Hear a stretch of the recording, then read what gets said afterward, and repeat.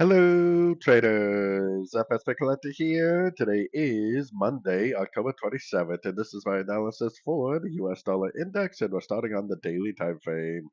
So on the daily time frame, we are pushing down pretty strong this morning on the dollar, but we do have to be a little bit cautious because, based on structure, the trend is up on the dollar. It could possibly just go down, grab these lows of the previous day's candles, and continue the uptrend.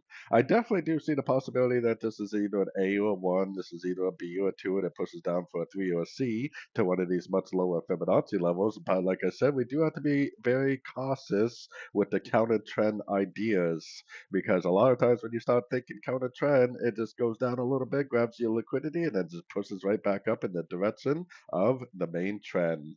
So going all the way down to the 1 hour time frame, like I said, it is pushing down pretty hard today for sure. But for me, this move up looks a little too much like an impulsive trend.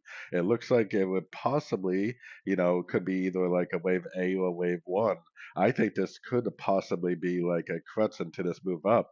So definitely pay very, very, very close attention to your Fibonacci retracement levels. If you do get a break to the upside at one of these Fib levels, then you're likely looking at either the end of a wave B or the end of a wave two.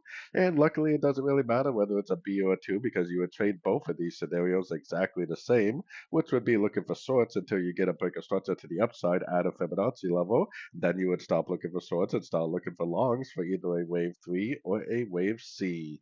Just remember that the trend is up on all the higher time frames, or at least the daily time frame it is, and the trend is always your friend. So anyways, don't forget to check out my website, linked over here in the corner. And as always, thank you for watching and happy trading.